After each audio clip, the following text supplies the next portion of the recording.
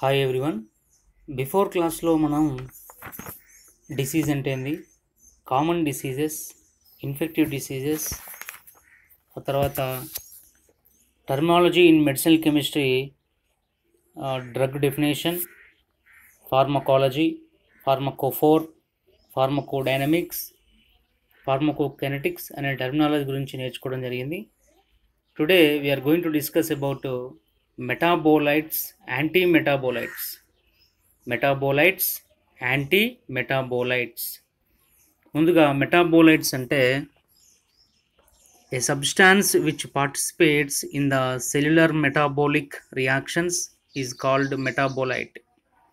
A substance which participates in the cellular metabolic reactions is called metabolite.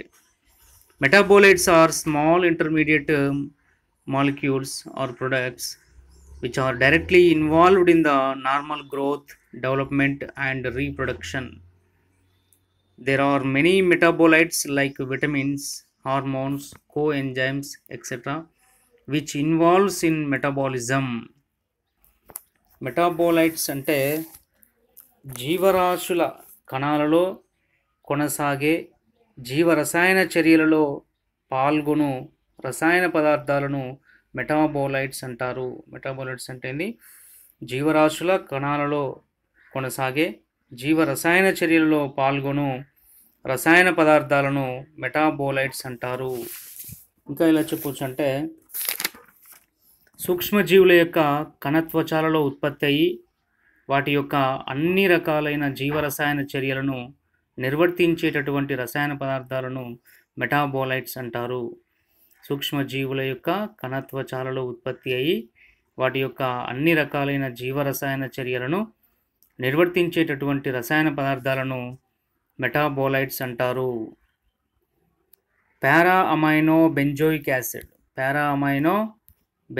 Acid bacteria యొక్క కణత్వచంలో ఉత్పత్తి అయ్యి ఆ బ్యాక్టీరియాకు సంబంధించినటువంటి అన్ని జీవరసాయన చర్యలను నిర్వర్తించును, కావున దీనిని మెటాబోలైట్స్ అంటారు. ఇంకా ఎలా చెప్పొచ్చు అంటే మెటాబోలైట్స్ అంటే కణం యొక్క కణ విభజన లేదా కణ సంశ్లేషణ వంటి చర్యలలో పాల్గొనే పదార్థాన్ని మెటాబోలైట్స్ అంటారు. కణం యొక్క కణ విభజన లేదా కణ సంశ్లేషణ వంటి చర్యలలో పాల్గొనే పదార్థాన్ని మెటాబోలైట్స్ అని అంటారు.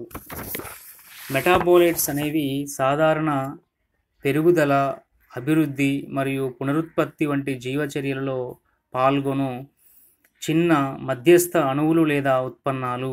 మెటాబోలైట్లు అనేవి సాధారణ పెరుగుదల, అభివృద్ధి మరియు పునరుత్పత్తి వంటి జీవచర్యలలో పాల్గొను చిన్న మధ్యస్థ అణువులు లేదా ఉత్పన్నాలు.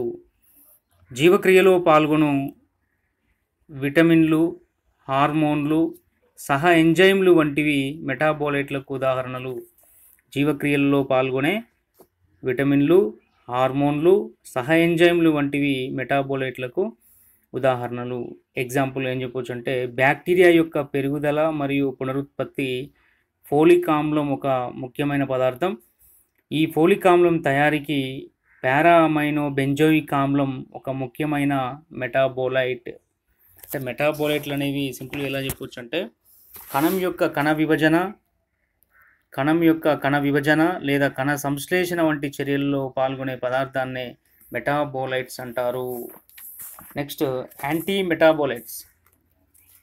ఏ substance which blocks the metabolism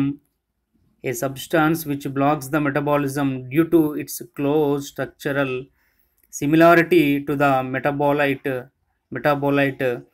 is called anti-metabolite. A substance which blocks the metabolism due to its close structural similarity to the metabolite is called anti-metabolite. An anti-metabolite prevents the combination of metabolite with enzyme and itself combines with the enzyme to form an inactive compound. An anti-metabolite prevents the combination of metabolite with enzyme and itself combines with the enzyme to form an inactive compound. Example, sulfonamides acts as anti-metabolites for PABA in bacteria. PABA అంటే para amino benzoic acid. In bacteria, PABA is essential for the synthesis of folic acid, but due to structural similarity, sulfonamides blocks the combination of PABA and produces an inactive compound.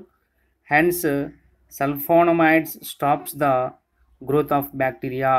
In bacteria, PABA is essential for the synthesis of folic acid, but due to structural similarity, sulfonamides blocks the combination of PABA and produces an inactive compound.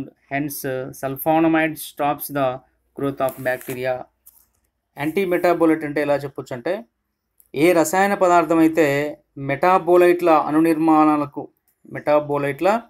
అణునిర్మాణాలకు చాలా దగ్గర అణునిర్మాణాలను కలిగి ఉండి జీవరాశుల జీవ ప్రక్రియలలో ప్రభావితం చేస్తాయో లేదా నిలిపివేస్తాయో అట్టి రసాయన పదార్థాలను యాంటీ మెటాబోలైట్లు అంటారు. యాంటీ మెటాబోలైట్లు అంటే మెటాబోలైట్ల వంటి నిర్మాణాలను కలిగి ఉండి మెటాబోలైట్ల యొక్క ఉత్పత్తిని నిలిపివేసి జీవుల యొక్క జీవన క్రియలను నిలిపివేసి వాటిని నశింపజేసే పదార్థాలను యాంటీ మెటాబోలైట్స్ అంటారు. ఇది పారా అమైనో బెంజోయిక్ యాసిడ్ వంటి నిర్మాణాలను కలిగి ఉంటుంది. దీనిని బ్యాక్టీరియా స్వీకరించినప్పుడు ఈ బ్యాక్టీరియా యొక్క కణత్వచాలలో చేరి పారా అమైనో బెంజోయిక్ యాసిడ్ యొక్క ఉత్పత్తిని నిలిపివేస్తుంది. ఈ కారణం చేత బ్యాక్టీరియాల యొక్క జీవన క్రియలు మందగించి అవి నశించిపోతాయి. అంటే ఇంకెలా చెప్పొచ్చు,